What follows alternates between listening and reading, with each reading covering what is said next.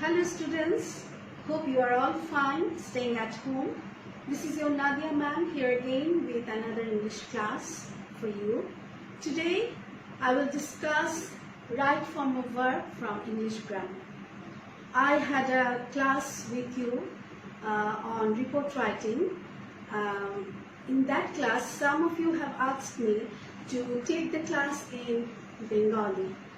I would like to tell you that this is the only class that is in English, and I think if you follow the class in English, it will be very helpful for you. You should remember that English is an international language and this is the only way to learn English. We know there are 4 skills and you have to go through these 4 skills: reading, writing, listening and speaking. So if you follow the class in English, it will be very much helpful for you. Okay, then let's start the class. Right form of verb. Right form of verb is a very important part of English grammar because without verb, a sentence cannot be completed. Verb takes its different forms according to person, number and tense. Here we will see the different forms of verbs. Let us first see different forms of verbs. According to tense, there are 3 forms: past tense or main or base form. We can call it V1. The form of verb, the first form is main or base form or present form, present indefinite tense. We can call it V1. The example: eat, go. Past form of verb, we can call it in short V2. Past tense of eat: ate, go. Past tense, went. Then we come to the third form, past participle form of verb. We can call it V3. That is the example: eaten, gone. So we see the 3 form here: eat, present form or base form; ate, past form; eaten, past participle form. Again we see S or ES form, that is S or ES is added to base form of verb: eats, goes. Gerund, V1 plus ing, that means ing is added with base form of verb: eating, going. Infinitive form, 2 plus verb 1. That means after preposition to, always we use main or base form of verb: to eat, to go, etc. This is the different forms of verb that we are going to have in different rules of right form of verb. Remember, in the exam you will have the exercise in a passage form, gap filling. You have to fill up the gaps maintaining the rules of right form of verb. This is very important. Though you are learning this item from your school life, but still we keep on making mistakes in this in this grammatical item. So you have to be very careful now. Now let us come here.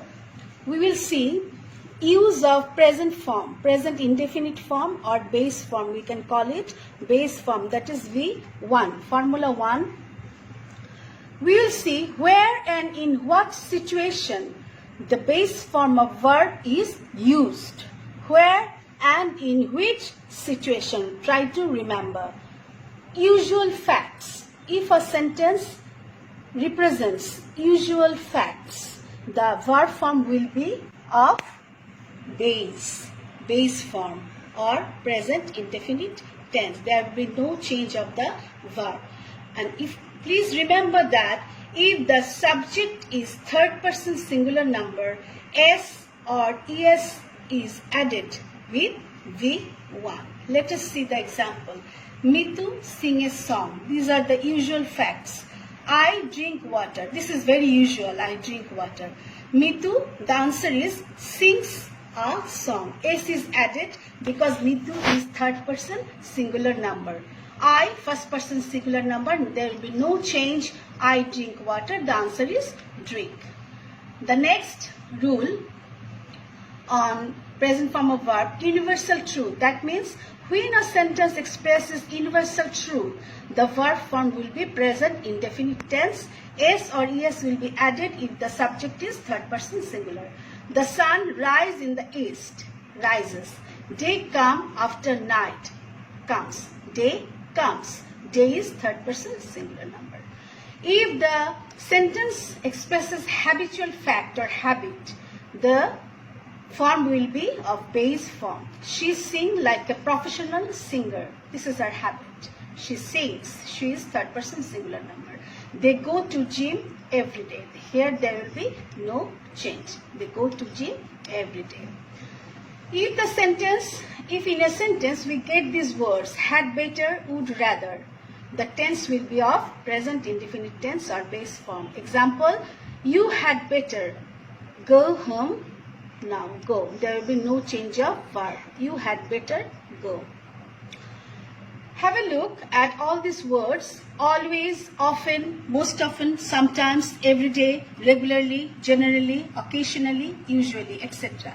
If we get these words in a sentence, the verb form will be present indefinite tense.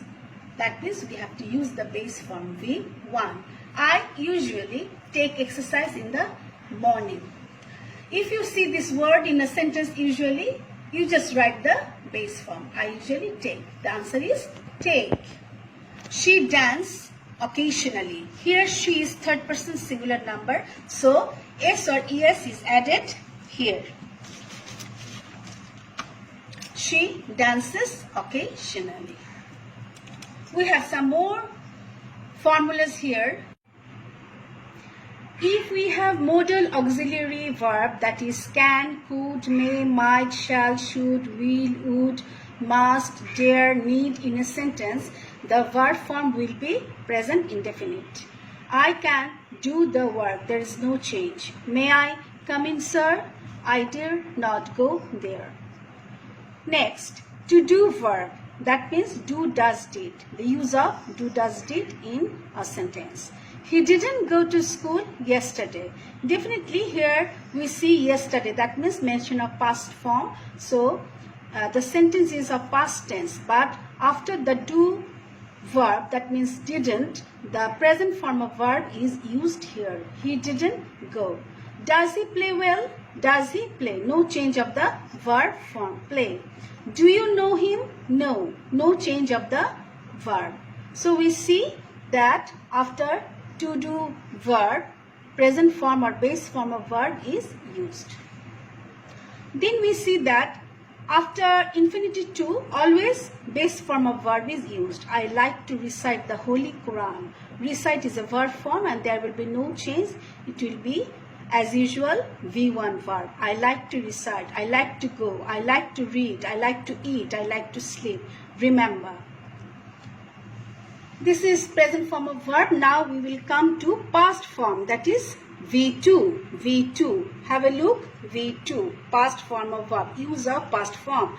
The structure here, subject plus past form of verb plus object. If we get the words like ago, long since, long ago, once, last month, before, yesterday in a sentence, the verb form will be of past indefinite tense. That means V2. Once upon a time, there lived a wise king. There lived. Once upon a time. So, as your question will be in a passage form, you have to be careful. If you see once upon a time in a sentence, you have to understand the next verb will be of past indefinite tense. There lived. The past tense of live is lived. He left home last night. The meaning of live here is different. I hope you understand. He left home last night. 10 years ago, I live in Paris. 10 years ago. Here is mention of past time. The answer will be lived. He met me yesterday. He met me yesterday. Here, mention of time is yesterday. So, the answer will be the past form of meet, that is V2, met. He met me yesterday. If the sentence comes in an interrogative form, here we see a question mark. If there is a question mark after the sentence, you have to turn the sentence into interrogative sentence. What you have to do to make a sentence interrogative, you have to put the to do verb before the subject. That is, in this we have to write, did he meet? Did he meet? Did he meet me yesterday? That is totally different. Just I am mentioning here for your better understanding. We are discussing about past form. Again, you see, if you get this word in a sentence, it is time, it is high time, wish, the verb form will be of past indefinite tense. Example, it is high time you study for the test exam. You studied. I wish I sing a song. I sang. So this is your use of past form of verb. Now we will turn to the rules on use of past participle form, that is V3. Past participle form V3. The structure here, subject have has plus V3. V3 means past participle of verb. How is it used? In which situation we will use this verb? Let's see. If we get just now, already, yet, ever, lately, recently in a sentence, the verb form will be of past participle form. The structure, we have already seen the structure here. I received your letter just now. If we see just now in a sentence, we will answer, write down the answer. The answer will be, I have received. The answer is have received. I not take my meal yet. We see here the word yet. So the answer will be of past participle form. I have not taken my meal yet. Have not taken. As this is a negative sentence, so we have to write in this way, have not taken. You ever hear the name of Shakespeare? This is an interrogative sentence. You ever hear, ever. We have got the word ever. So this is, we have to answer by changing the form in past participle. So the first you should see that you ever hear. You have ever heard. And if you turn the sentence into interrogative, you have to write in this way. Have you ever heard? Have you ever heard the name of Shakespeare? So this is the right answer. She already finished her work. She has already finished. She has already finished. Here, as she is third person singular number, has been used after the subject. Again, we see before a verb, if we get the word having, the verb form will be of past participle.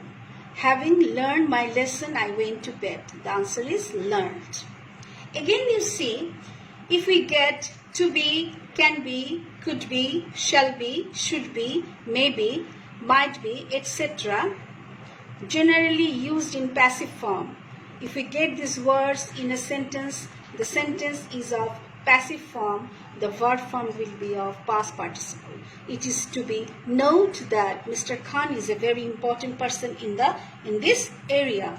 It is to be noted. The problem can be solved by him.